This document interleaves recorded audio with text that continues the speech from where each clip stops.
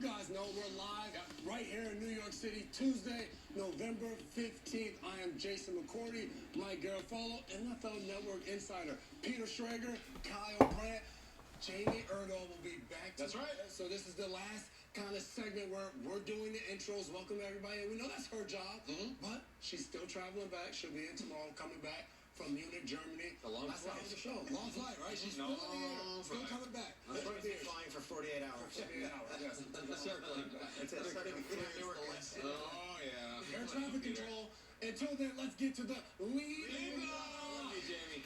Week 10 officially in the books. Let's take a look at this NFC playoff picture. Eagles falling short, losing to the Commanders last night, but they still sit atop of the NFC as the number 1 seed, followed by the Vikings, Seahawks, Tampa, and then you see the wild cards right there, the Giants, Cowboys, and 49ers. In the hunt, the Commanders, Green Bay getting a win too. Let's head over to the AFC. Kansas City, they lose Tyreek Hill, still atop of that playoff picture. Miami Dolphins making a surge, Tua's healthy. Tennessee, Baltimore, Jets, you see all of those logos on the screen. A ton of teams in the playoff picture in the AFC, but 4 AFC East teams all in the playoffs right now. Who would have thought that division is stacked? And you guys, you see it. They're all going to be playing this week, so I'm coming off a bye week. Out of these 4 AFC teams in the playoff picture right now, who do you guys say, hey, there's something I need to see from this team, from this player?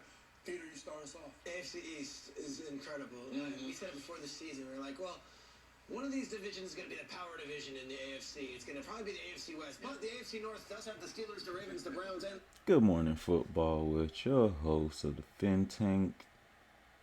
Let's see what they got to say about the Miami Dolphins on this. Well, it's Tuesday today. Tuesday.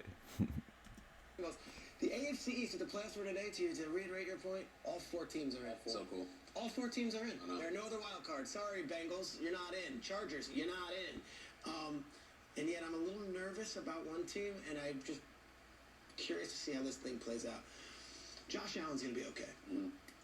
The Bills' secondary has long been the pride of that team. The Bills' secondary has long been the quiet, that's the real difference. Here we go. You've got Trey Davis-White and Jordan Poyer and Micah Hyde, and now you got a rookie, Kyrie Elam. Guys, their starting corners in Week 10 were Dane Jackson and Christian Benford. They gave up 8 catches, 184 yards, and a touchdown to Justin Jefferson. And we look at these guys. Elam's out, the rookie. Hyde out. Poyer, we think, is coming back. Bedford is playing. He's the rookie out of Villanova. Great story, 6th-round pick. But, I don't know if that's the guy that's going to be stopping, Mahomes and Lamar and the rest. And then Tre'Davious White still not on the field. My thing, I got to see, can you stop these teams in the moments that matter? And I know they've had a good season. They've been fine. And look, Benford is playing well beyond expectation. A 6th-round pick out of Villanova. We respect that. But the Bills' defense since Week 6 has given up 260 passing yards a game. That's 25th in the NFL. Nobody don't care about no Bills, man. Waddle having a day. Juju had a day. Justin Jefferson had the day. Look, Jason, Nobody don't care about no Bills, man. Shut up. I was watching Sean McDermott's media session yesterday. He was asked about Trey White, and he was asked an interesting question. He said, how much of it him not being on the field at this point is physical, and how much is emotional? And I thought that was and he said in so many words, he's just not ready yet. So I don't even know what that means necessarily, but they need him. He's a star player. They lost 2 in a row. It's time to go. We've seen that. Oh, they started losing. Now they need their cornerback. We've been playing the whole season without our number 2. For that secondary, Peter. Take me to the Jets. And I do remember being here. I I'm was in July. You definitely not about to listen to no Jets. Sorry.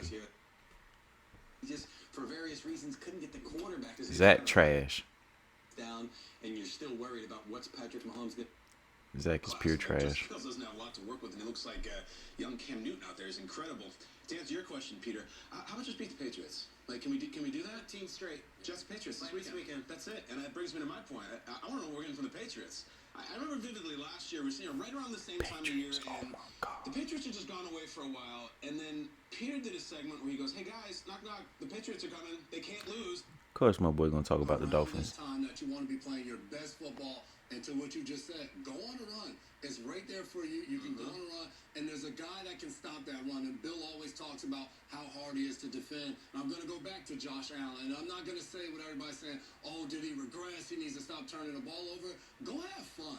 Like, this is a guy that we fall in love with watching him play because of the joy in which he does it, running people over, celebrating with his teammates, doing handshakes before the game. There's something about the wild way that he plays quarterback that is just fascinating for everybody to tune in and watch. So for me, like, yeah, everybody's the quarterback whisperer now because he's thrown the interception and just like, oh, this is the old Josh Allen. He's this guy, he can't lead them. He keeps making the crucial mistakes. Like, no, he's a very good football player that leads them. That is the reason we all picked him to win the Super Bowl. We picked him Not to me. be the MVP.